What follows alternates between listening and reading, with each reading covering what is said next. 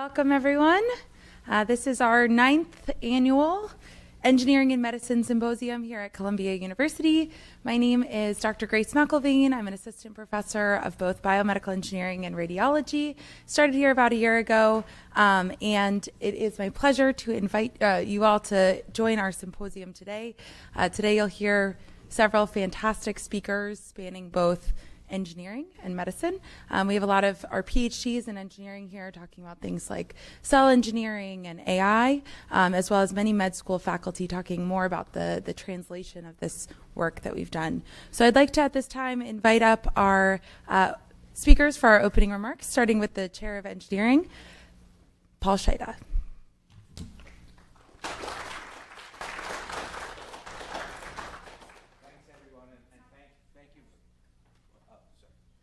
Thank you for coming. I first want to thank the organizing committee, Professor Grace McElvain, who chaired that, also Cameron Hadley, who's really helped organize this whole thing, and also all the participants, the faculty who will be giving talks, and of course you, the audience, particularly the interviewees for a PhD candidacy here in the biomedical engineering department. We really welcome you. We want you to kind of see the depth and the breadth of the research that's being done here at Columbia. And one of the important things about this particular symposium is the fact that it really showcases how biomedical engineering, a department in the School of Engineering and Applied Science, really collaborates and in some sense integrates with the work being done up at the Columbia University Irvine Medical Center to really use engineering to improve health for humanity, which is part of the vision of the engineering school here at Columbia. A little bit about our department. So our department actually became officially a department at Columbia, biomedical engineering, in 2000. So this is our silver anniversary year. We're not giving out any silver mementos, but wait till we hit diamond or gold and come back then. And so, our department started off fairly small, and in fact, it was pretty homogeneous. It was basically all male when we started. But what you'll see also, and what we've done, is really look at how we could build a program that was diverse, and diverse in an important way, not just culturally diverse or diverse in gender, but diverse in excellence, in individuals who are really looking at important problems that are going to be critical for humanity and healthcare. And so, once again, I welcome you all here. I'm sure I'll see you throughout the day, also at the poster sessions. You'll see there'll be plenty of fun later with cocktails and things like that. So enjoy your time. Thanks.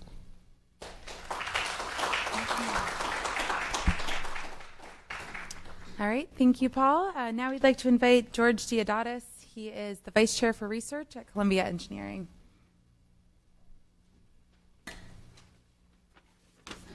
Good morning, everyone.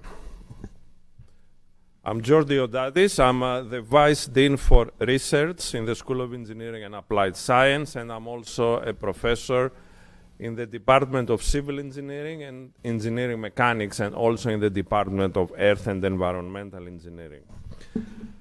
So I would like to extend a warm welcome to all of you to the annual Engineering and Medicine Symposium. Thank you very, very much for being here. It means a lot to us.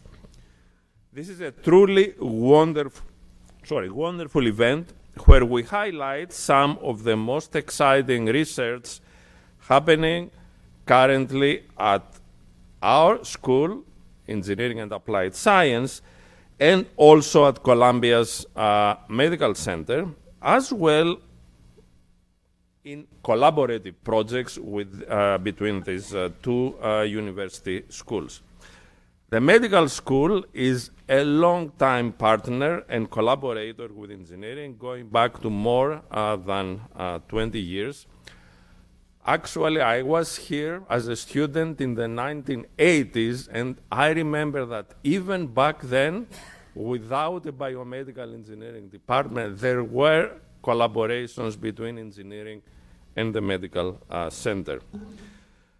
I'd like to thank Paul Saida, the department chair of biomedical engineering, Ajay Gupta from the medical center, as well as Grace McElvain, the symposium chair, for all her hard and dedicated work making this possible. I hope that after today, you will all come away with a better sense of the scope and range of medical and health research being done at Columbia, from advances in artificial intelligence, imaging and tissue engineering, to orthopedics and biomechanics, to genomics. Over the years, our research and researchers have received much recognition for their pioneering work, and most important of all, their potential for impact. And today's presenters are part of this rich legacy. Just this past December, a team led by the School of Engineering and Applied Science and the Medical Center won a $41 million grant from ARPA-H to build a wireless bioelectronic device to treat obesity and diabetes. And back in March, another jointly led team won another ARPA-H grant to build a living knee replacement from biomaterials and human stem cells.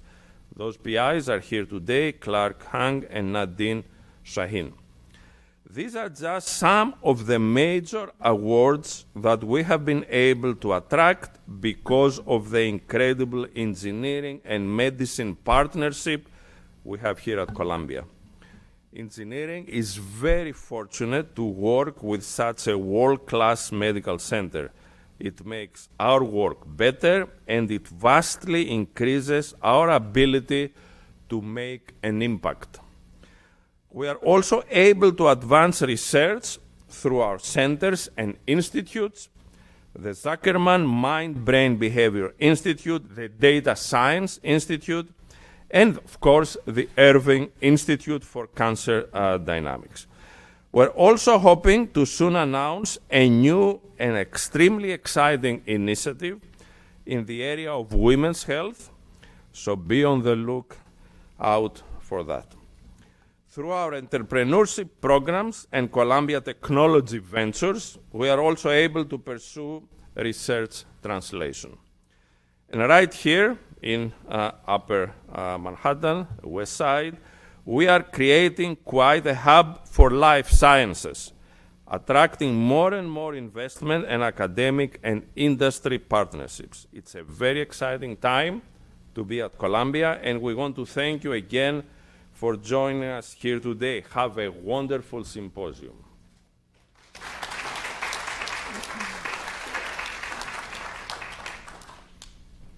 All right, and now we'd like to welcome Ajay Gupta. He's going to be joining us on Zoom. He's the current chair of radiology up at the Columbia Medical School. Good morning, everyone, from the Washington Heights campus. And so I apologize that I can't be on site in person today. It's a pleasure to be here on behalf of the Evangelos College of Physicians and Surgeons to help open this year's Engineering and Medicine Symposium. I want to thank Shifu Chang, Paul Sajda, George Theodotis, and Grace McElvain for supporting and putting together what I know will be an inspiring and really thought-provoking day. I think at its core, today's symposium is a testament to the power of collaboration. Medicine and engineering have long shared a profound partnership, and one that has transformed the way that we understand and treat disease. But I think beyond all of the exciting technologies and breakthroughs you'll hear today, I think what truly drives innovation in patient care is the exchange of ideas and the willingness to step outside our own disciplines, to listen, to learn, and to approach challenges with empathy, but empathy for our patients most fundamentally. As a radiologist, I've seen firsthand the incredible impact of engineering on medicine. My own research in neuroimaging has relied time and time again on the brilliance of engineers to develop new ways of visualizing disease, of extracting meaning from very complex data, and really ultimately in service of improving the care that we provide to our patients. So I have really deep, deep respect for the engineers who help push the boundaries of what's possible in medicine.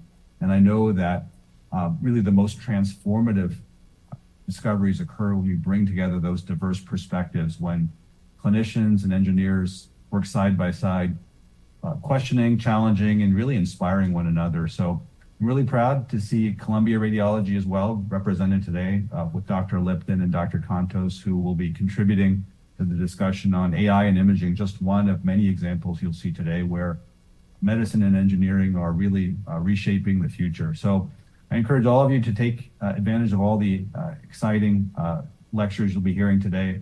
And I really look forward to seeing what comes out of these conversations and the discoveries that will emerge from the partnerships that will be strengthened today. So thank you again for the opportunity to join you today virtually.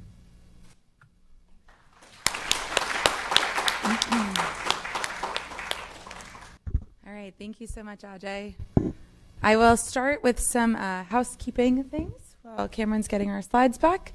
So first and foremost, try to keep your cell phones silent to not distract our speakers or the attendants. There's no food or drink allowed in the Davis Auditorium, which I think just means don't let us catch you with your food or drink in the Davis Auditorium. If you do want something to eat or drink next door in the Carlton Commons, there was some breakfast offerings, some coffee. There'll be lunch over there. And then later today, there will be our poster session and reception. One pro tip is that if you would like to partake in the alcoholic beverages, you do need your ID. No matter how old you are, those people are sticklers. So make sure you bring that. And this symposium is really meant to be this cross-pollination between the School of Engineering and the medical campus. As you heard from all of our opening speakers, there's been a lot of effort here at Columbia to join these two really excellent departments together. I myself am very lucky to be a joint member of both engineering and radiology. It has been absolutely a wonderful experience to get to work at that intersection with such great people in both departments. This symposium started in 2017. This is, I believe, the 9th year that this is going on, and the 3rd year that we've moved it over into this engineering campus. So today we're going to start out with a session on AI and imaging. We'll have a bit of a break, which will be over in the Carlton Commons. It'll be followed by a cell and tissue engineering session. We have lunch, orthopedics and biomechanics, and then genomics at the end of the day. And then we welcome you over to our poster session. This year we have 23 fantastic posters, all presented by Columbia trainees. So the poster session, if you are a recruit here on an interview weekend, you will get a ticket to vote on your favorite poster. This is exclusive for the interviewees. So we really encourage you to go vote on those posters. Our students have worked really hard to put these together and show you all the exciting things happening here. And I would like to acknowledge a couple of people who really have helped both monetarily and with their time and effort to put this together. George Diodatis, Ajay Gupta, Paul Shaida, and our wonderful Alexis and Cameron, who have done a lot of the work for this, as well as our poster session chair, Lauren Heckelman. All right, so I'd like to start us off with our first session in AI and imaging. Our session chair is Elisa Conefago. She is a faculty member in biomedical engineering, and she does work up at the medical school, amazing stuff in ultrasound. So welcome, Elisa. Well, thank you, Grace, and congrats on this, putting all this together into the committee, and welcome everyone who's been traveling over the past day and are here to visit our department. We're very excited to have you, and luckily the weather cooperated a little bit. There was a snowstorm that turned to rain, so there you go.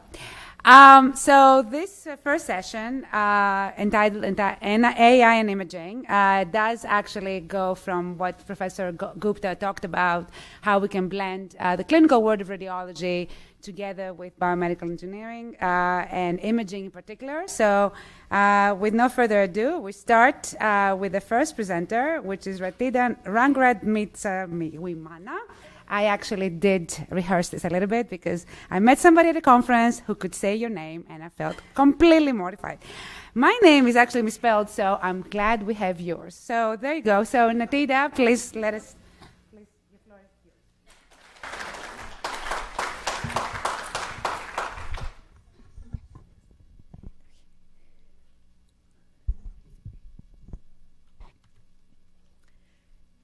Good morning, everyone. My name is Natida, and I am an assistant professor in the Department of Biomedical Engineering.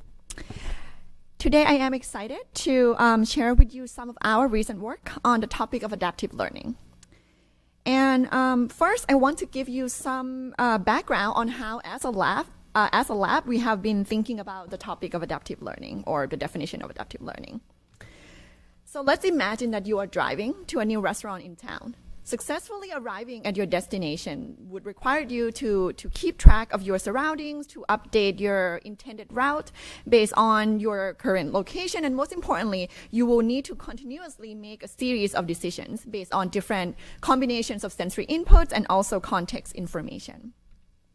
For example, although in most cases, seeing a traffic light turning green would trigger you to accelerate to pass through, for example, an intersection, seeing a green light that, while hearing an approaching siren, would lead you to instead pull over.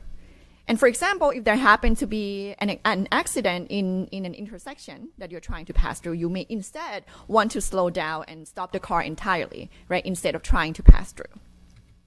So you can see how being able to adaptively map identical sensory information, so in this example, the traffic light that just turned green, onto a range of different behaviors is very critical for your survival.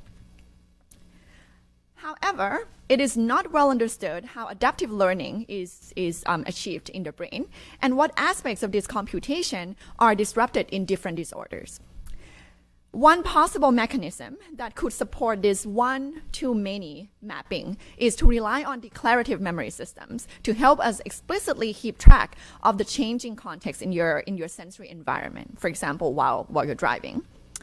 Because the medial temporal lobe in our brain is a central hub of declarative memory system, we can test this hypothesis in patients who have lesions in their medial temporal lobes. To do this, we design a decision-making task to mimic, for example, the driving example that I just mentioned, right? Where patients were asked to report the direction of a coherent motion embedded in a noisy background. So task context here was implicitly manipulated through stimulus statistics on a block-by-block basis, such that within each block of trials, one direction, for example, as shown here, would be 15 degrees, would be presented as a target coherent motion more frequently than the rest of the other directions. What we found was that just like age match controls, our patients who have lesions in their medial temporal lobes were able to acquire this changing context and use it to guide their decision-making as measured through precision, speed, and response bias using a flight simulator joystick as shown here in the left corner.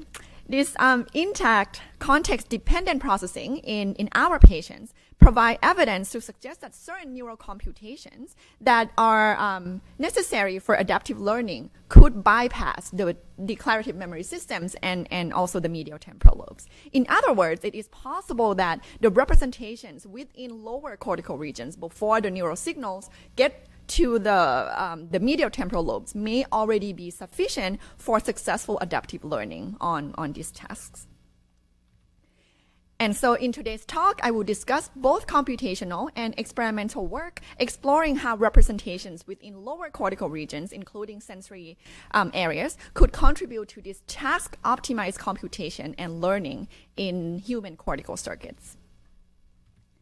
Specifically, I will first provide some evidence or talk about our attempt in addressing this question using neuroimaging to answer this question at the level of behavior and also neural responses within the population of neurons within lower cortical regions, as well as from the perspective of using artificial neural network model and theoretical neuroscience to figure out what the plausible computational principles that may exist in the brain that would allow humans to flexibly and adaptively learn to adjust to changing environmental contexts. So first, to answer this question at the level of behavior and neurodynamics, we use neuroimaging techniques. And specifically, we designed an fMRI experiment using a dynamic decision task where human participants made categorization judgment about abstract shapes that are shown here that varied along the two axes, right? So we have shape space axis 1 and 2. So our participants had to or could maximize their performance accuracy by learning the implicit categorization boundaries or task goals that change across blocks of trials.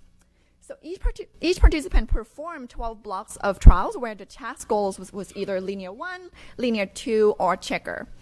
Behaviorally, we found that our participants could flexibly adjust their categorization or their performance based on the block-specific task goals that were implicitly manipulated.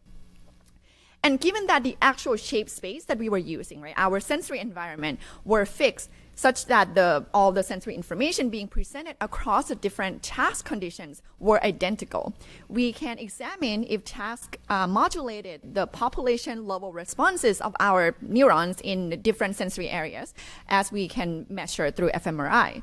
And to do this, we use multivariate classification to analyze single trial voxel activation patterns recorded from fMRI scanner from renotopically defined regions of interest as shown on the x-axis here. So here, note that V1 through V3 are early visual areas which located in the back of your brain. And V3AB and HV4 are intermediate visual areas. And next we have the other regions which are considered higher sensory or visual areas in humans. So if the task goals, right, the 3 manipulation conditions that we have, are not represented within these low-level sensory areas, then we should not see any differences in the classifier accuracy, given that sensory space was identical or fixed across the task conditions. So you should not see any differences when we were to plot out, right, the 3 different conditions. And so we found that the neural codes within low-level sensory areas, including primary visual cortex, or V1, V2, and V3, show robust task modulation, suggesting that there exists some kind of codes for task goals already within the population responses of sensory neurons within these regions. In our paper, we actually did a lot more use a lot more computational methods to further understand these task-guided differences in visual areas.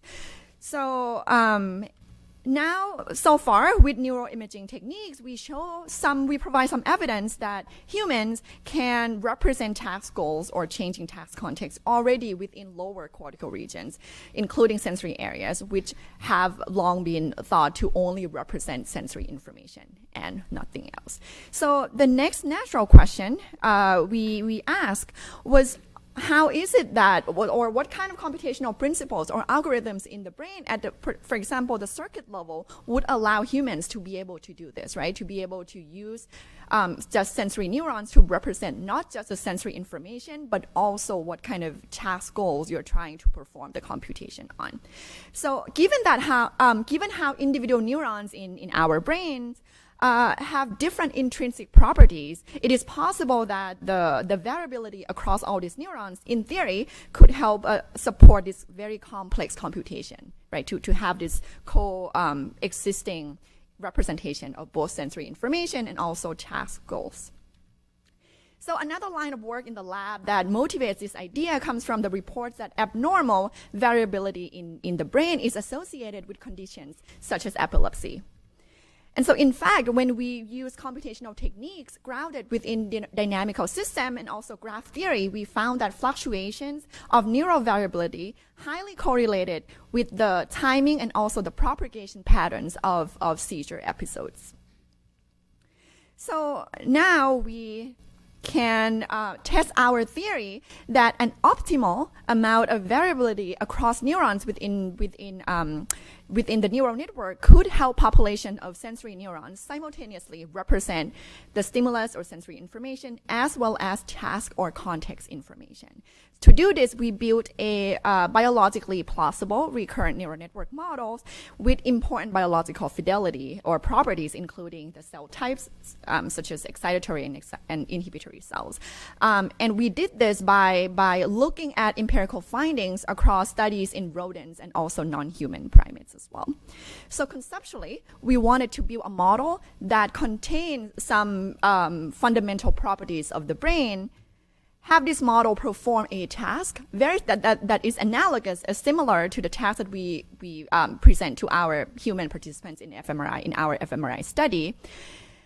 Next, we can simulate variability across neurons within this network model by injecting neuronal noise in the network and study how this feature, right, that is very biologically realistic, could affect the computations in the network that the networks could use to perform this task.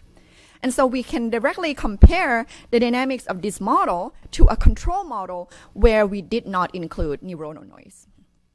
And so if you recall from our fMRI task design from earlier, here we will focus on the checker condition, where the corresponding choice space might look something like this.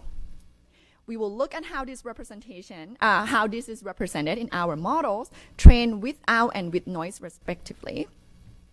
While some clustering is observed in the latent space of the models trained without noise that represent the different locations within the choice space, much more informative clusters of choice space can be observed in the network trained with noise, suggesting that intrinsic variance across neurons population could support task-optimized coding of the sensory inputs as a function of task context.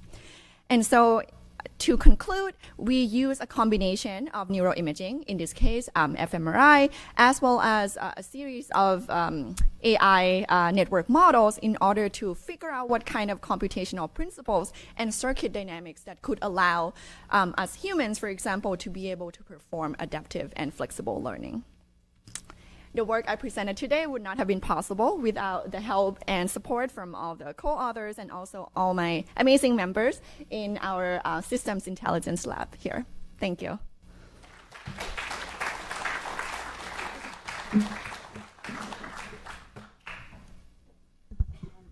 Thank you so much. That was impressive, as usual, to be able to blend fMRI work with also cortical signals.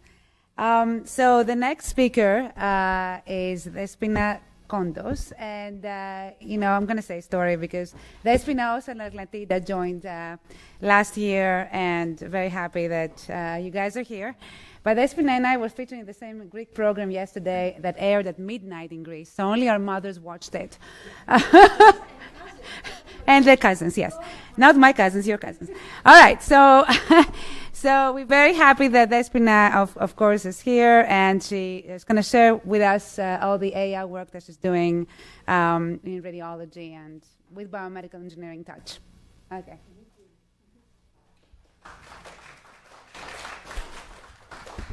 Thank you so much for having me here today. I am very excited to be part of this community and join the symposium today. So actually, I'm going to tell you a little bit about science. I'm going to tell you a little bit more about some of the initiatives we're doing together with the School of Engineering and the Biomedical Engineering Department and the Mailman School of Public Health, as I thought a lot of you may be interested to be part of it in many capacities. Whoops. Click mouse. All right. So I will tell you a little bit today about our Center for Innovation in Imaging Biomarkers and Integrated Diagnostics.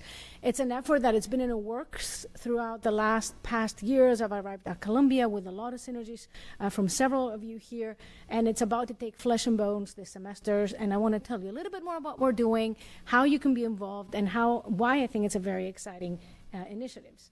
So in many ways, I totally understand I'm preaching to the choir right now, but one of the reasons that I'm very excited about this initiative, and also more general about imaging and the role of radiology scans, as a computer scientist who has spent my entire professional career living in radiology, is that I think it's one of the most underutilized resources that we have in a medical center when it comes to AI and data science. Our department alone, here at the Columbia Medical Center, does almost 1 million scans a year. They are collected in this infamous database called the PACS system. It's completely different from the regular EHR, so conventionally people don't have easy access to it, which is something we're going to change dramatically in this, I think, this year. And there's a lot of information in the data that is not really utilized in any way, shape, or form. Imaging in many ways has been used traditionally for diagnostic evaluation. And I'm going to show you a little bit of how we can use it also for other tasks, leveraging the information that's embedded in imaging data with computational approaches, data science, and AI. And ultimately, I think where it's a tremendous opportunity for us to come together, not only to look at imaging data, but develop the methodologies that are needed to pull data from multiple sources that we can finally enable personalized care for patients. I come from the cancer domain, that's where my expertise lies, but this center is going to have activities that spread well beyond cancer, with big emphasis also in neuroscience and neuroimaging. So as I said, there's a lot more information that's hidden in the imaging data, and that's something I want to give you a very sort of tangible example. As a woman, I go in the clinic every year to do my annual mammogram. The purpose of the mammogram is for the radiologist to look and tell me if there's a cancer in it, if there's something suspicious, if I want to do a biopsy, if I'm going to wait one more year, and if I'm good to go. That's basically the main job of the mammogram. There's a report that gets generated. My primary care physician gets the report. Pretty much nobody else after the radiologist will ever look at this mammogram. Maybe the radiologist will look again next year when I do my next one and compare and see did something change or not. But that's about it. Nobody sees the radiologist. Nobody sees the mammogram. Everybody just reads the report. End result, do I have cancer or not? But what if I told you that by looking just at that mammogram and by looking and quantifying the calcium that is shown in the veins of the breast, you can predict with reasonable accuracy if I'm at high risk of cardiovascular disease?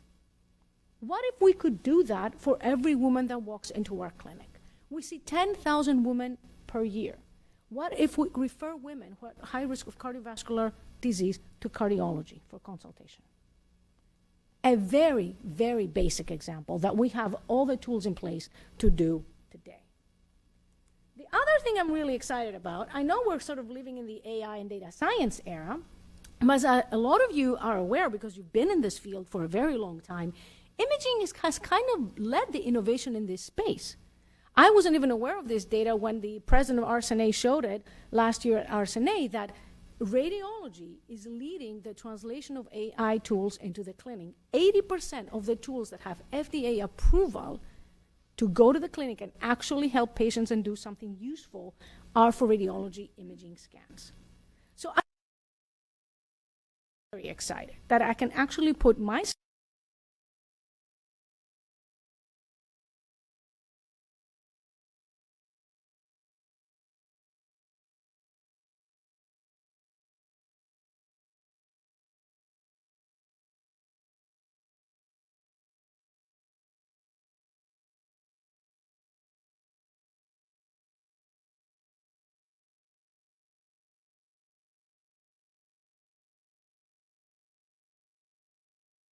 working on AI, data science, and imaging can come together and integrate also with scientists that live in sort of the microenvironment of that world, the surrounding environment, scientists that are working in other omic domains and other data domains that are relevant to healthcare and personalized care to come together and create this ecosystem of science that also will have three main missions: research, education, that I hope can permeate all the levels of education from undergraduate, medical education, graduate students, postdocs, residents, and fellows, and translation.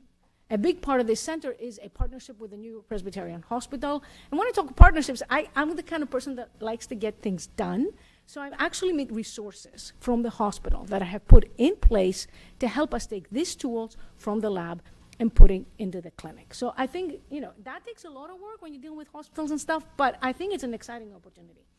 To solidify our partnership with the School of Engineering and the School of Mailman, School of Public Health, we have two co-directors. I'll talk a little bit more as we go along. One of them is Dr. Lisa Konofau, who just spoke, who's going to be a strong partner in solidifying this partnership with engineering. Associate Director, Dr. Jeff Goldsmith from the Mailman School of Public Health, who's also the Associate Dean for Data Science for the Mailman School. I tend to believe that we cannot do AI for healthcare and for medicine without epidemiologists and biostatisticians. This is like my mantra. And most of my friends are epidemiologists and biostatisticians, so I really like to work with them. And so, as I said, the mission of the center to leverage AI and data science to develop next-generation multimodal predictive analytics that can transform disease treatment and prevention. I'll show some examples. Create a multidisciplinary ecosystem for scientific innovation, and develop the infrastructure and partnerships for the clinical translation of AI tools into the health system, and ultimately commercialization and translation. We have multiple tenure track recruits that are underway. There's been a great initial investment from the university, and part of also that we're going to be doing is to think creatively about ways to sustain this investment moving forward, both with creative partnerships with industry, philanthropy, grant funding, and so forth. This semester, we're planning to soft launch the center sometime in March or April, and we're planning for a hard launch with a whole day retreat, hopefully sometime in June, with a tentative date being June 20th. Still trying to make sure that can work with everyone, but please put that in your radar as you will see more information coming out. So I spoke a little bit about our leadership. You know, Dr. Lisa Conofago and Dr. Jeff Goldsmith have been great partners in setting this up and getting things off the ground, solidifying the relationship of the center, which is a radiology VPNS kind of house center with the School of Engineering and Applied Science and with the Mailman School of Public Health. And also our center is going to have thematic leaders in areas of focus. Dr. Ruth Carlos, who was recently recruited in the center, has a focus on research and outcomes and care delivery, looking at how all these tools can actually help patients, help the doctors go into the clinic, does it make sense, and so forth. There's a big gap between a paper that we published that says this works versus if it would work in the hands of a physician. And that is actually science. There's science involved in that process. And this is something that we want to address very rigorously. Dr. Sachin Jambawalikar, who's the Director of Research Informatics, one of the major initiatives we want to do, and I hope to bring it to all of you by the end of this semester, is a platform that can help you access radiology imaging scans for your research at scale, easily, without barriers, and without having to know people who know people, right? That's like the worst thing. Like, you need to do something, you have to know people who know people, call the right person, figure it out. No. This needs to be a platform that will open access to imaging data for researchers at Columbia University. We have signed a massive contract up to $350,000 a year with a commercial platform to do this securely, with a business associate agreement in place, with HIPAA compliance and all of these things cared for, that will allow you to say, I want to have all the scans for glioblastomas detected, diagnosed at Columbia for the last 10 years. Can you give this to me? And you can submit a request and you can get it without extra hassle. So that's something that we're very excited about. Dr. Sam Payapaz, who joined us from Yale also this last semester, he's the Director of Clinical Translation and Innovation. He's going to play a big role in building those bridges with industry and the translation to the hospital. Dr. Junhao Wen, who just started this January, he's going to be the Director of Imaging Genomics Research. His research focuses a lot in the interface of AI, genetics, and neuroscience. Part of the center, we're also establishing a big partnership with the Columbia Biobank. We are trying, that's a lofty goal, to enroll everyone who walks into radiology to our biobank. Meaning that when you go do an annual blood work, or you have a sample or a tissue sample or whatever, you'll be asked to consent to give an extra sample for research. In 5 to 10 years from now, we could build one of the largest imaging genomics and imaging genetics database in the country by doing so. We're still in the early phases, but the agreement has been signed. We have hired a person specifically to go after all these patients electronically and get the consents, and we're in the process to try to optimize this. So I think this is another exciting initiative. We're in the process of putting together external advisory board, which is going to be very important to help steer the direction of the center, attract also partnerships with industry, philanthropy, and so forth, shared by our current interim president, Dr. Katrina Armstrong, and several stakeholders, our department chair, Dr. Ajay Gupta, Dr. Noemi El-Haddad, who is leading the AI initiative for the medical center. She's the chair of the Department of Biomedical Informatics. Dr. Garud Iyengar, you know, here, who is running the Data Science Institute and also the AI initiative for the university, and Dr. Gali Miller from the Mailman School of Public Health. And we're looking to further expand this advisory board as we move along. A little bit snippets of some of the research that we're currently underway. This is some of the work we're focusing, we hope to continue to build up. You know, there's a lot of work that we're planning to foster in fundamental imaging, biomedical imaging analytics methodology, from segmentation, from AI, from architectures, from feature extraction measurements, image harmonization, and so forth. This is an example of some of the work done in Dr. Jambawalikar's lab.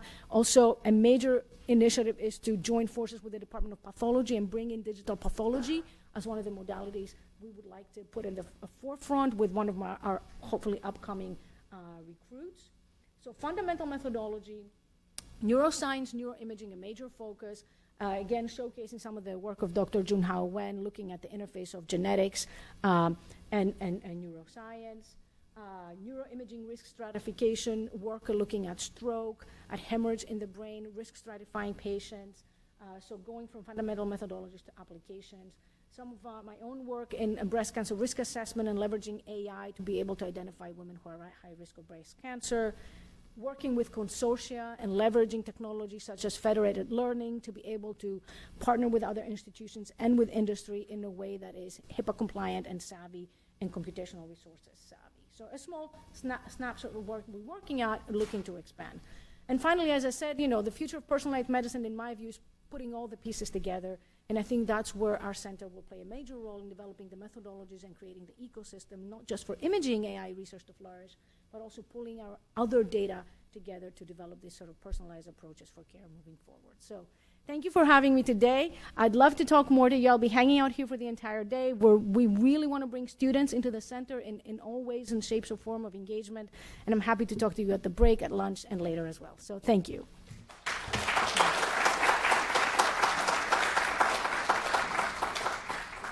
All right, yeah. Thank you so much, and it's impressive what you've done in 1 year. And you have to tell us where are you going to put all these clusters on those data? I mean, where are you going to stack them? Yeah, later. All right, so we're going to take questions at the end in a panel form, so please save your questions for all the speakers. The next speaker is Dr. Michael Lipton. So he also joined us very recently, I think less than 2 years ago? Almost two. About 2 years ago. He's really, I learned a lot whenever I hear his talk, and also I have, I think, a lot of my students who are hounding him, because he will tell you, all of us know about traumatic brain injury, but he will tell you about something called mild traumatic or mild brain injury. And once I have seen his talk, I've told my kids not to ever do a header and to actually lose the game. So it's wonderful to see what exercise can do in a good way, as he's going to show you, but also sometimes in a bad way. So, Michael.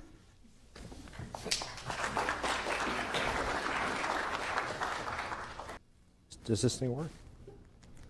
Okay, so basically, this is really the main question that, is it not on?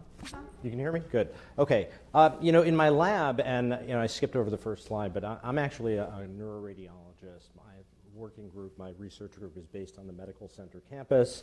Sit right near Dr. McIlvaine, and we collaborate together, which is a pleasure. But the question in my group that we really focus on is this. Not really whether that one event is good for you, but whether when you do it over and over again, it is good for you. And so in sort of the post-Super Bowl week, these are all people who didn't watch the game, right? Because they're all dead. And they died. Some of them died by suicide, but ultimately they all died due to a neurodegenerative disease called chronic traumatic encephalopathy, which is related to or potentially caused by repeated head impacts. It has a classic pathology, which you see here as these brown spots that show up the brain. The cerebrum has these grooves, we call them sulci, and the hyperphosphorylated tau is deposited at the bases of those sulci. There's actually a biomechanical hypothesis about this. Next time you pick up a candy bar and you tear it open at the top, right? So the serrated edge allows your stress to concentrate at the base of those little divots, and the same thing we think is what's happening in the brain. So this is chronic traumatic encephalopathy, but I actually don't study chronic traumatic encephalopathy, as Elisa alluded to. I don't even really study traumatic brain injury. I study people who sustain many hits to the head, typically in sports, and don't think they have an injury to their brain. And we look at this in a generic sort of clinical epidemiology model where with any kind of environmental exposure, it could be asbestos, could be radiation, There's something in the environment that's translated into something inside your body. And if you get enough of it, it can have an effect that translates into changes in tissue, which, again, if that continues and builds up, you can ultimately change the tissue in a permanent way, change function in a permanent way, and get a clinical disease. The farther you go to the right, the more likely you're going to have that permanent effect. So in the context of head impacts, we look at characterizing how many somebody has. And those head impacts cause some kind of strain on brain tissue, and this is not extremely well understood. But if you have enough exposure, you will surpass a threshold that will start a cellular metabolic cascade with things like neuroinflammation that, if it goes on and on, eventually lead to permanent alteration of structure and function in clinical disease. Now, what I'm talking about is what happens even in people who may not think there's anything wrong with them. The CTE guys are like in the next building on the right-hand side. So the questions that we ask in the lab are, first of all, do these repeated head impacts, right, beyond the sort of, Junior Seau and those guys who developed CTE, do these affect just regular people? Can we detect the pathology in vivo? Because CTE is a post-mortem diagnosis. It doesn't happen until the autopsy. Can we see it in vivo? Can we improve detection? Can we show that there's a causal link between those head impacts and what we see in the brain and that dysfunction? Why are certain people more susceptible? And then, of course, everyone is interested in the long-term outcome. But that's sort of the clinical problem. And so in my lab, what we do is develop and try to improve tools that let us detect these changes in the brain and link them to outcomes.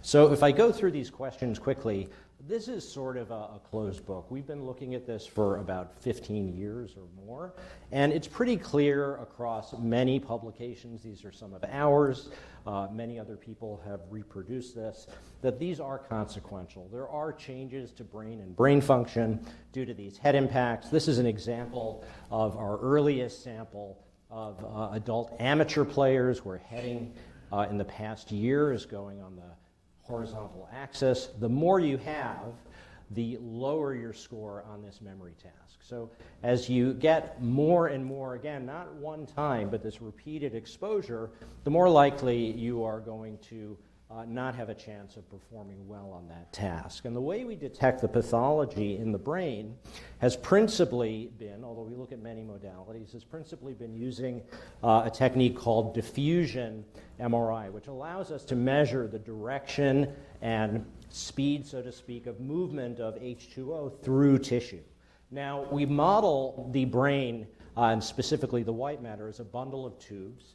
These are the axolemma, wraps of myelin. And what happens is that they confer essentially a roadblock that prevents water from going this way. So we predominantly see diffusion moving along the length of the fiber. And we call this anisotropic diffusion. We can characterize it with a quantitative parameter called fractional anisotropy. And that's neat, and we can make these GWAS pictures, which have some utility. But can show us kind of nicely how the fibers look in the brain. But more importantly, we can create images or maps, which are quantitative measures where each pixel in the image tells us about this microstructural organization. And in the setting of disease, where we lose some of these barriers, diffusion will become much more random, much more isotropic, and we see a change in that quantitative parameter. So basically, this is how we can detect the disease in vivo.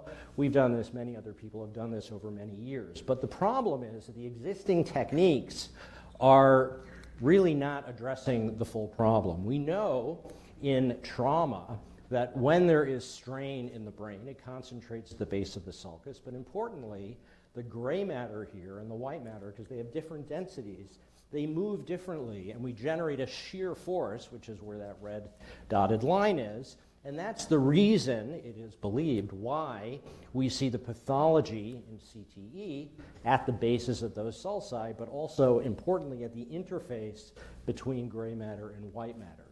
But there's a big hole in the methods that are used, because this is sort of a standard method where we take all the patients, we make their brains all look like they're the same size and shape, and we specifically look at the diffusion parameters only along these green lines, what we call the white matter skeleton. So we're ignoring this area at the periphery, which is extremely important.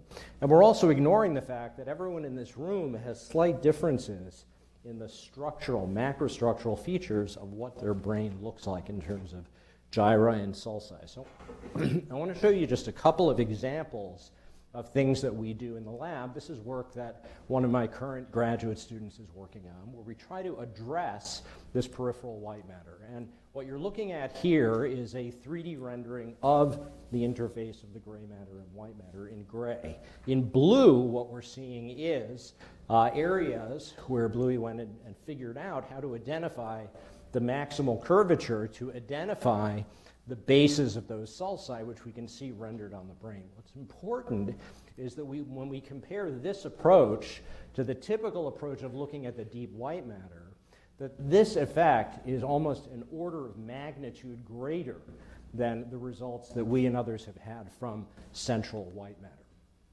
And another current student in the lab, Joe Song, has been looking at a different approach to this question, where this is kind of more complicated than I have time to go in, but if you look at that same image I showed you before, the white matter is white, the gray matter is dark, and there's sort of an abrupt interface. We can characterize that quantitatively as how steep is that transition.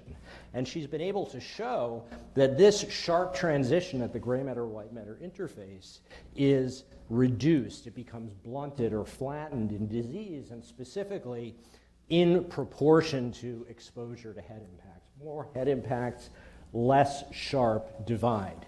Now, even more important is that the analyses of this data have allowed us to establish a causal pathway, where we show that if we have head impacts and we have cognitive dysfunction at the other end, even though we find imaging findings associated with those head impacts, that doesn't mean that there's a causal link between those two. They could just be parallel associations. But we found that when you look at the brain this way, but not when you just look directly at the deep white matter, that you can establish that mediation and causal pathway. So I'll just show you a quick example, there we go, of what I mean by individual vulnerabilities. So these are two different groups of people, same number of people, same number of head impacts, same number of concussions, same ages, right? And the blue blobs tell you where the brain is adversely affected by head impacts. And the group on the right with more blobs are the women, the group on the left are men. And this comports with a lot of knowledge that women are, at least in terms of symptoms, are more affected than men. So we've shown that there's actually a structural basis to the way this type of injury affects women as opposed to men.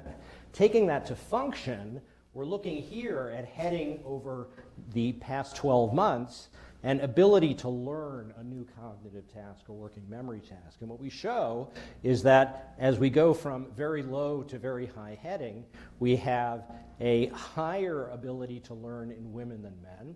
But when you move over to higher levels of heading, these are just two ways of looking at the same thing, we see that with more and more heading in the past, women lose their ability to learn, and they look just like dumb men over here, right? So what we're showing is that there's both a structural and functional effect, and then, this really begs the question, looking at all kinds of data, as Despina mentioned, which is something we're really interested in, we have to now look at what are the causes of those things. And that's really what I had. I want to just thank my collaborators here and other places, students who are really the linchpin, and our funding sources. If you're interested either in the lab, you can click that QR code. You can also, if you are a healthy young person, you're interested in being part of the study, we are always looking for people to enroll. So thank you.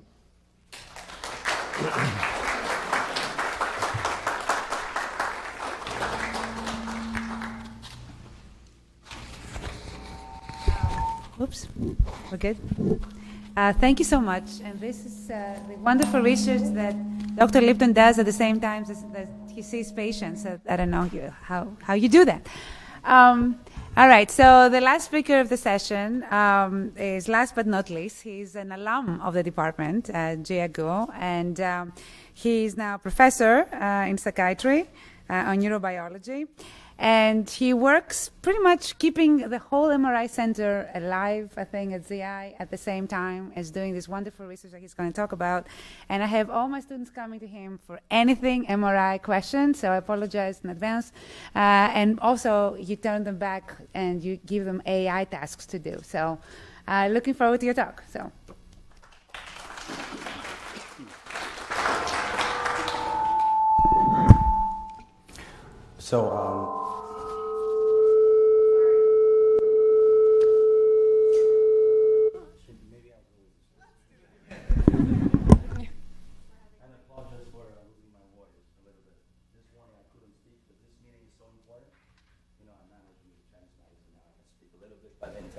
maybe I'm mute again. Okay. So as Dr. Elisa Konofago mentioned, she used to be my teacher, and and it's a privilege for me to stand here and speak to you guys. Maybe I'm a future version of you. So I came here as 2013. Actually, I was like one of you, participated in this, welcome symposium and have the ability to talk to faculty and students. And then I graduated 2018, got my postdoc here at Columbia, and also promoted as the assistant professor at psychiatry. Recently also earned the affiliated appointment at BME, which is actually my home. And, if I could in the future, I hope I put BME first. So today I'm going to talk about, walk you through some of my research lab activities, actually thinking about how AI could actually help. As just been mentioned, extracting existing information, right? How do we make image current scanner smarter? To what? To address the, not eliminate, or to address what's really provide us a way to rethink about the risk of the current medical imaging. So what I'm showing you here is heavy metal, but it's also heavily used in MRI. It's called a contrast agent, gadolinium-based contrast agent. The reason why we give contrast agent to patient is because look at the image on the left. You don't see the lesion, you don't see this tumor. After giving contrast agent, it's just there. You see the boundary very well. You can define the size pretty properly. And also for healthy subject, we study CBV, cerebral blood volume, as a function, a proxy measurement to study how your brain actually functions, either whether you end up having elevated function or hypoactivity in some brain dysfunction. But there is a concern, right? For patients who have kidney disease, you can't give them gadolinium. And for scan that has already been acquired, you can't call back the patient and give them contrast agent. And also you need IV injection of contrast agent. Complicated procedure. And also there is a retention, like basically stays in your brain if you receive gadolinium repeatedly. So how do we address this? One of my research goal is to just use AI like language translation. Can we translate image on the left side to the right side? Another risk I wanted to mention today is, also very common for CT. And why? Just show you why we're wearing this, radiation protection clothes is because of repeated scan, exposed patient under the X-ray high radiation risk. So the question is it possible? We know MRI is good, right? Which is really free, radiation-free approach. Is it possible to use AI, utilize AI to do another translation problem, solve another translation problem, to generate CT-like scan from MRI?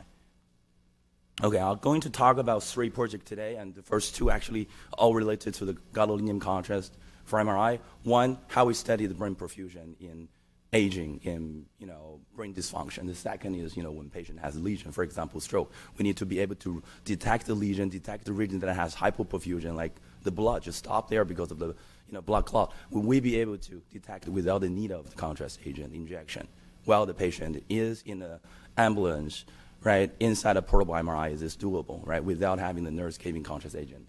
The third one is about generating synthetic CT image for the skull imaging with a specific type of sequence called ultra-short T MRI to give us the CT, contrast for the not only the anatomy but also the bone density in order for us to estimate, or for the focused ultrasound planning, you need to know the angle, the pressure, so deliver the ultrasound planning to the specific target. And this is actually collaboration with Elisa Conofago, and it's a great project, by the way, which we recently published. The first one, I just wanted to walk you through very quickly. First image is a contrast-free scan, but it actually contains inherent contrast of the blood vessel. It's just, for our naked eye, it's not easy to capture. Second image is after contrast agent injection, which enhances the region that has brighter signal. Those are blood vessel, by the way. And the one on the right side, guess what? This is directly generated by using deep learning algorithm from the first one. Eliminate the contrast agent injection step. Okay, so this is a workflow. Right now, we got a T1 weighted structure MRI before and after injection, like 10 minutes after. This is about 15 minutes acquisition, and you get a CBV scan on the right side. CBV stands for the brain blood volume. I wanted to provide an optional approach to eliminate the injection step. Go directly from T1 to the computer, and then generate you the digital contrast. Thanks a lot. And the algorithm in the computer vision field, they just keep evolving, non-stopping, right? Like self-driving now is happening. Is it possible we can learn from the computer vision side? We just simply translate it to, the problem we're interested in. That's what we did, and over the years, the performance is, where's the point? It's keep increasing, thanks to the guys in the CV field, thanks to, people like, like computer scientists who make those public available. Here, I demonstrate why this matters. It enables us to study scan at scale. Like, first, we did a replication study on Columbia data cohort.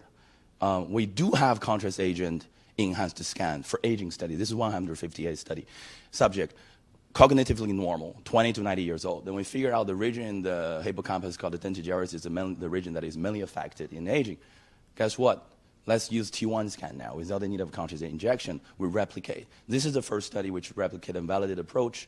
And now it allows us to scale up to 3,000 scan or 3 million scan, you name it, because this is an automated approach, generate AI CBV, and then look at a regional level and analyze how does regional CBV change in aging. So the region we found that is mostly affected by aging, decline CBV is also the DG. So this is another replication at scale, which allows us to study aging in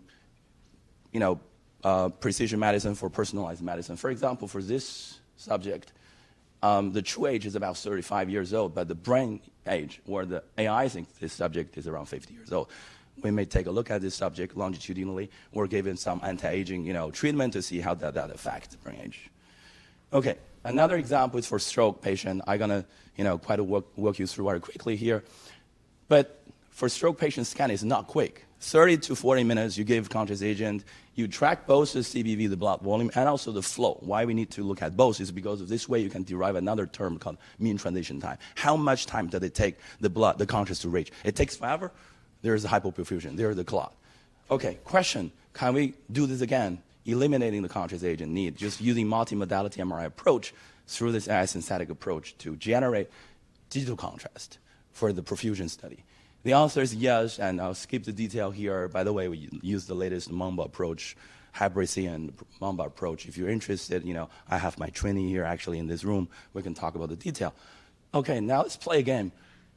Don't look at the title. Tell me which one is AI generated. The first row is for the blood volume, second is for the blood flow. When I create a slide, I mislabeled them, but then I realized actually this is AI generated, this is the ground truth, and look at the performance. It's basically now we can eliminate the need of contrast agent just using multimodality MRI non-contrast approach to generate those maps. And then, as I mentioned to you, as I promised to you, the goal is to detect the region that has hypoperfusion. Why this matter? Because if you detect in time, you can treat it in time.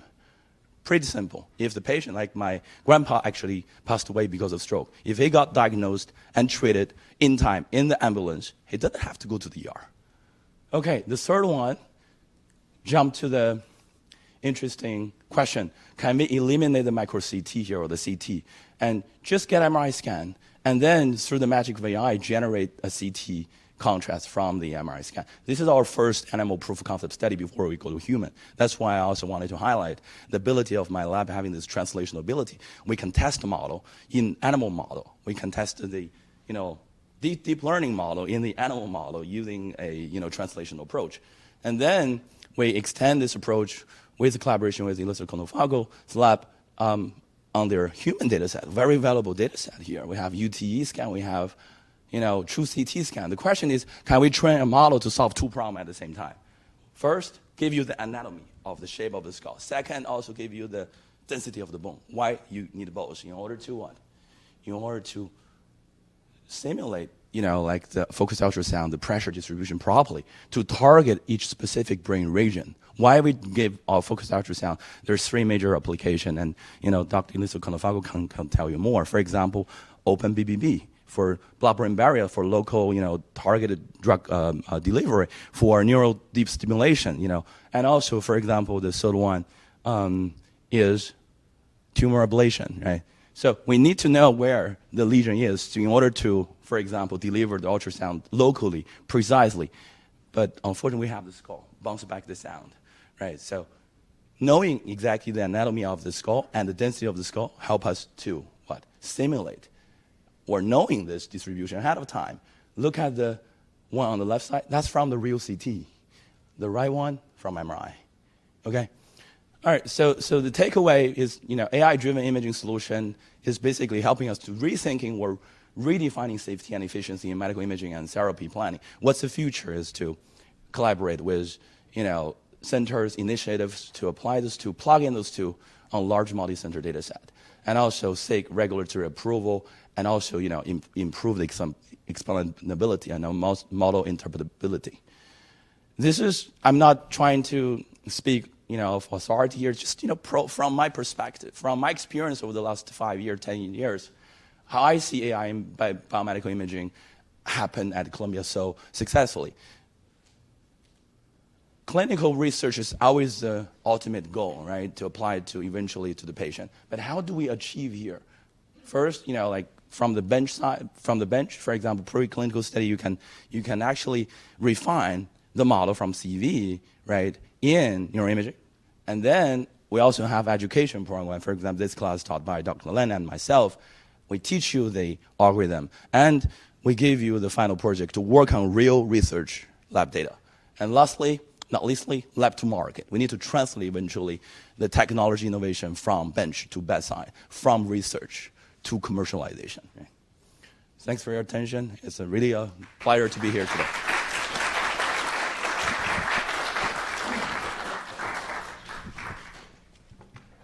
Thank you. And you can never have too many scanners, right, John? Okay, so now I'm going to ask the speakers to come up to these wonderful chairs and mics and water for the next 5-10 minutes? 10 minutes. And we're going to start with some questions. Hi, everyone. Okay, so my first question is for Dr. Despina Contos. So how do you plan, and I think that Dr. Canefago brought this up earlier, but how do you plan to, I guess, add this to C2B2? Like, how does C2B2 come into play with this initiative? Yeah. That's a great question. And that's like another hat that I'm wearing is the Chief Research Information Officer for the Medical Center. So being the lead faculty member in implementing and shaping the vision and strategy around research, IT, and computing, which has been a challenge, right? Like, especially at the medical center where we're talking about HIPAA, compliant research, and so forth. So first of all, I want to make a distinction. C2B2 is the data center. We also have the HPC that is housed in the data center, and then a whole bunch of other stuff that go there, and that's something we need to think about. So we've been doing two things. One, we've been addressing sort of the data center issues, leaks, electricities, network, stuff like that, with short-term remediations that will be completed, I think, by summer or later. So we can get a data center up and running in a way that's reliable and stabilize it. Second, there have been massive upgrades in the high-performance computing structure, the HPC. I think I would not be bragging if I told you that it's one probably of the best in the East Coast right now. It's a massive upgrade that happened within the last month or two. CPUs, GPUs, and so forth. We're very actively working on restructuring the cost structure. And we all have to meet somewhere in the middle. We can't have Google Power at our desktop for free, right? So we all have to realize that the more we come together and utilize these resources and buy in the cheaper it will become for everyone. So there are a lot of things that are going on in terms of, so we have the compute power, and currently the HPC is only 25% utilized. So there's a lot to use up there right now, today, right? But the one thing that I think we need to do better is to get out there and communicate with people about what resources we have, what's available, what's the cost, hear the concerns, try to work on them, and find a way that we can all meet somewhere that makes sense. There's still work that's being done in the network, because you can have the best HPC in the world, but if you can't get in and out, what's the point? And making that efficient, both in talking with the cloud and so forth. But it's a major resource, and personally, I plan all the computing of our center to be done on that resource, just to kind of show how much I trust this as moving forward, right, as the way to go. Thank you. Thank you. Yes, question? Right in the middle.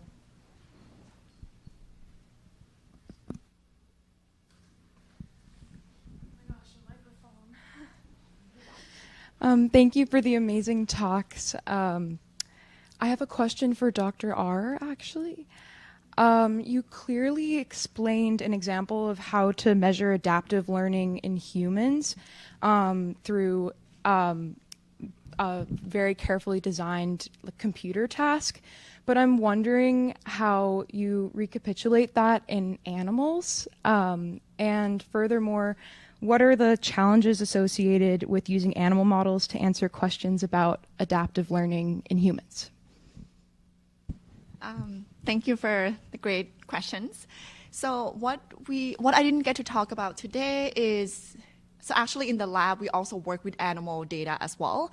And that's why I think bringing in models could really be helpful, right? Because you can design a biologically realistic models that can be trained on different kind of experimental designs based on not just human studies, but also animal studies as well. So for example, we have an ongoing study where we present the same task to rodents as well as humans, and also to our models. So in a way, right, we can use our models as a way to generate possible hypotheses about how not just humans, but also other species could be solving the same exact task, but maybe slightly differently. So we're using our models as a way to kind of explore computational solution space for different species, for example. So I think you're bringing up a good point of bridging across different species of how solving the same task could be using different algorithms, right? So bringing in AI models, I think could be really beneficial in that aspect. Yeah. Thank you. Yes, question there. So maybe I wanted to add a little bit to the previous question, just quickly, because I also do, preclinical study. I think it's great having the symposium. Now we know each other.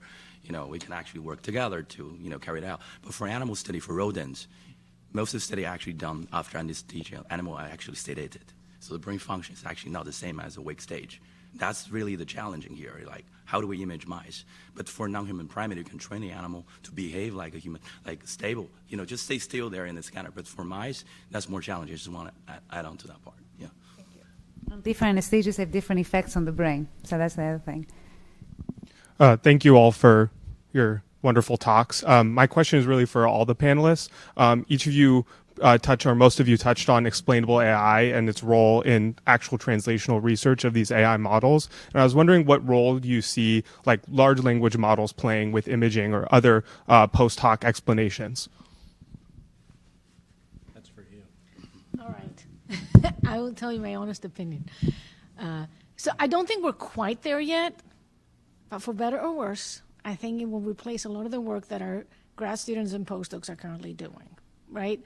Our community has spent like decades trying to solve problems like segmentation, registration, labeling, annotations, measurements. Like, I think a lot of these things will be massively implemented in the not so far future.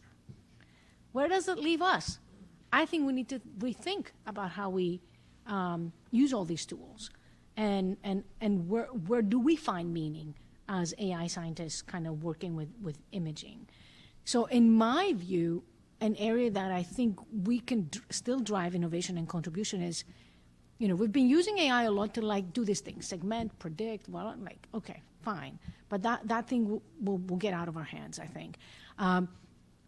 is go back to the drawing board and start using AI for basic science to discover, point out the hypotheses, to mechanisms of disease, to go back, take AI and take it back to the biology, use it as a tool to mine our data and drive scientific discovery. I think that's an area that we don't really use it very much right now, and I'd love to see us use it more moving forward.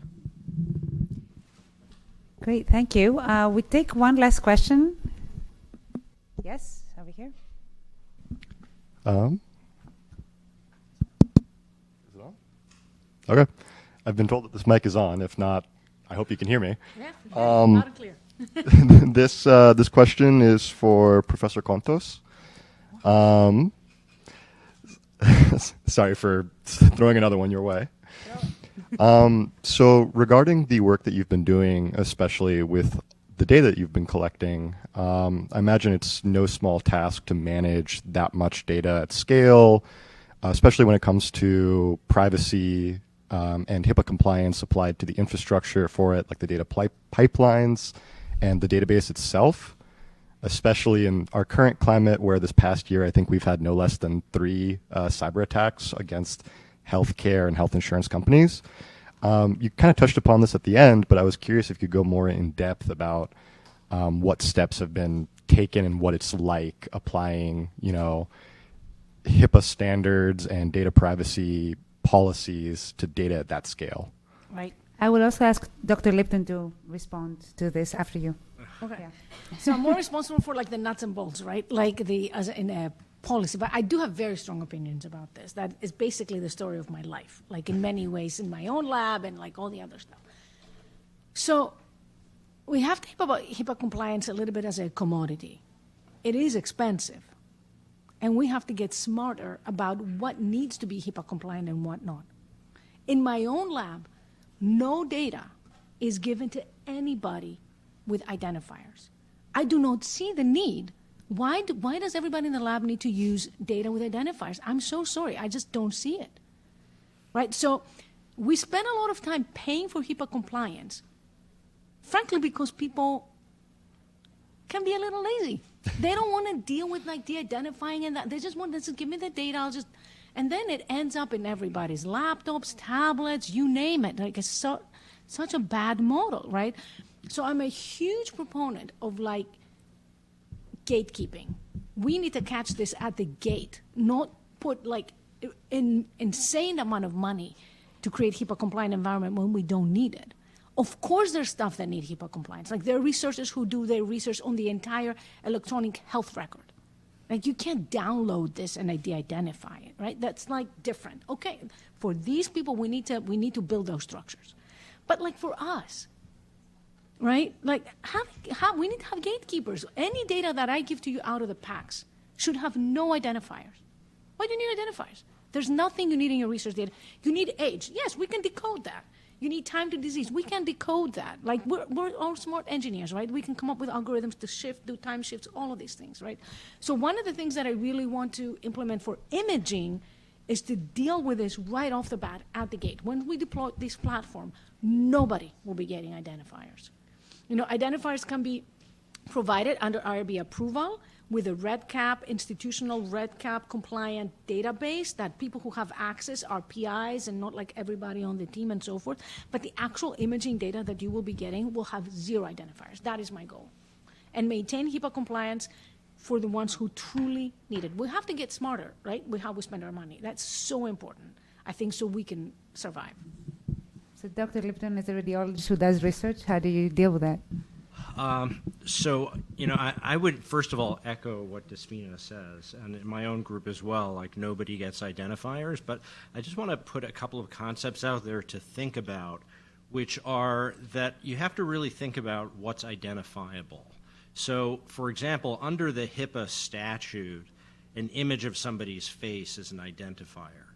And from a standard MRI of the whole brain, I can create a rendering of that person's face in a few seconds using freely available software. Now, these are not I don't want to say these are insurmountable problems. We're aligned with a process that will potentially address this, but you then have to think to the future. So I made a comment that I don't know if it resonated with anyone, but everyone here, the anatomy of your brain is slightly different from the next person.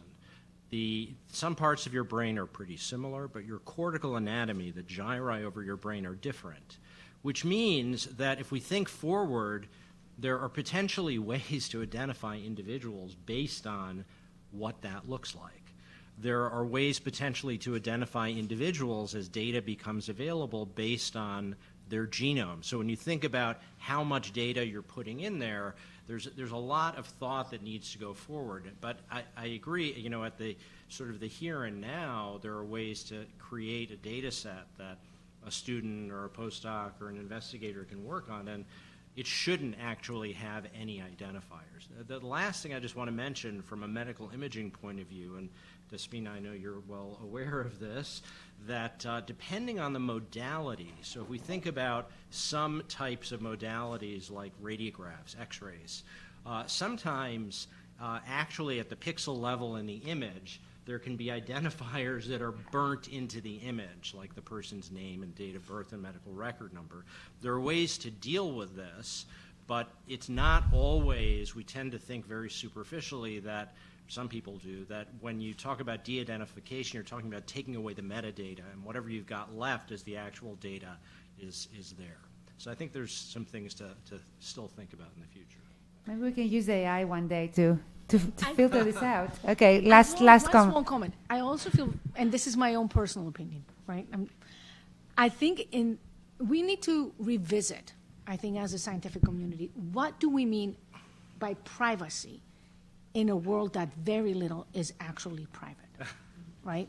Right, because sometimes we take it so far that we stifle the research, right? And it doesn't make sense. Don't get me wrong. I'm not saying, you know, open the floodgates, dismantle privacy. But I think this is a legitimate discussion to have. Like, how far do we take it? And how are we reasonable, you know, with safeguards within the Columbia network, within our servers, with all of that stuff. But sometimes we take it, like, I had a discussion in a panel that were lawyers that were afraid that from the mammogram they could identify the woman. And I was like, if you figure that out, okay, on maybe we that should patent note, that technology. we should get the lawyers out of the room, obviously. All right, well, thank you again. That was a great panel. Thank you.